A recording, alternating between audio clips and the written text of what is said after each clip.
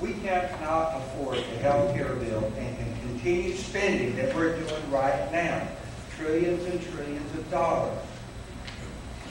Pretty simply, the people in this room, we can sit down with the budget and we can balance it. We have not spent $200 million for birth control for horses and birds. Yeah, he's not kidding. This is unfair. So, when are we going to get some sanity? We need to vote down every spending bill that goes on with the budget. Right. Wait a second. The budget is set, and that's the cap. So when we vote on the budget, that spending cap is too high already. So That's right. I misspoke. I Yes. agree. I misspoke. We should not vote for any spending bill we actually don't have the money to pay for at the end of it. You've got to quit that. yes, sir. The people in this room can't do it. Right. And our government has finally reached the end. We can't do it. This school district gave it right. As I mentioned, a balanced budget amendment, line item veto-like authority for whoever's president. Some tools to help Congress do what every other business, family, entity in the United States does year in and year out. And it's hard for the county to balance its budget. It's hard for the school district to balance. It's hard for every person. But it ought to be spectacularly hard at the federal level to spend more than we're willing to tax ourselves. My name is Wayne Rawson. I'm a disabled vet also, but the question I've got, they want us to come up with these new health care and stuff. Why don't they fix the ones that we've got first? Medicare.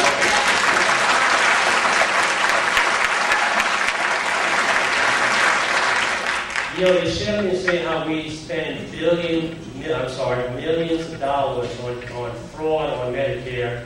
Well, if they fix that, then maybe the money that we're spending on fraud can go toward helping these uninsured people. Next question is, they don't want us to drill oil in the United States, yet we pay out $7 billion a year for oil. Why don't they reconsider that and use that $7 billion to help our Medicare program? Yeah. Well, thank you.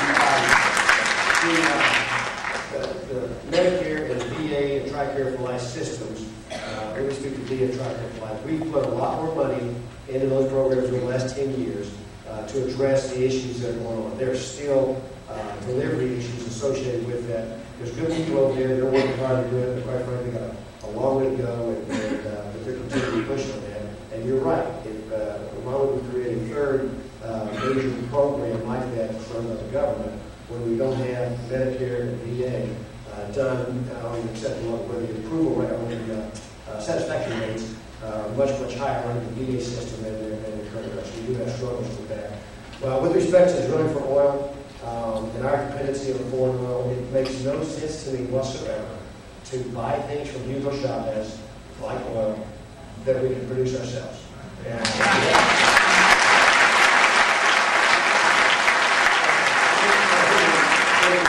We took the royalties off the oil that would come from Alaska and the Rocky Mountains from our federal properties, took those royalties and dedicated them to healthcare, dedicated them to energy independence.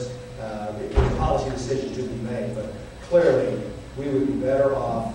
Every barrel of oil we produce from American resources, we're that much better off if we bought that barrel from somebody else. Thank you, sir, for being here today.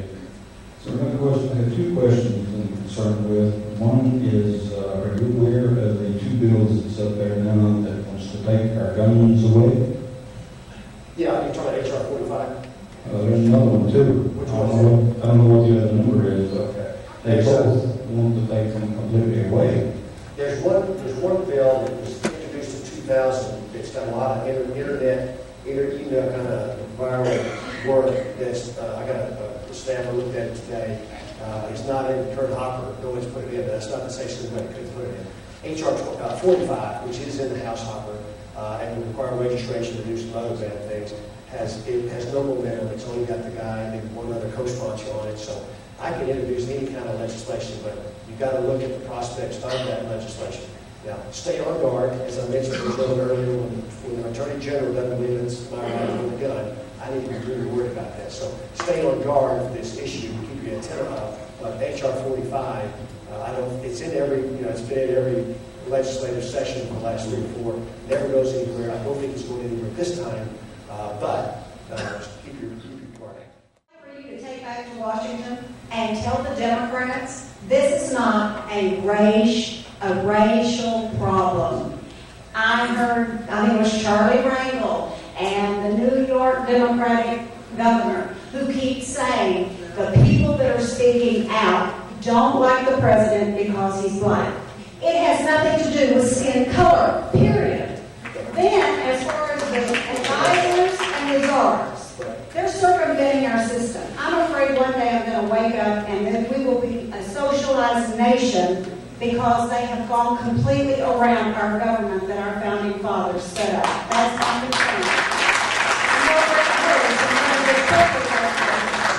And then I would like for you to please read every bill. And I know that was 1,018 pages, but you don't know what's buried in there, like the retirement for the UAW and the airplanes. And the stimulus bill was written by the Apollo Alliance.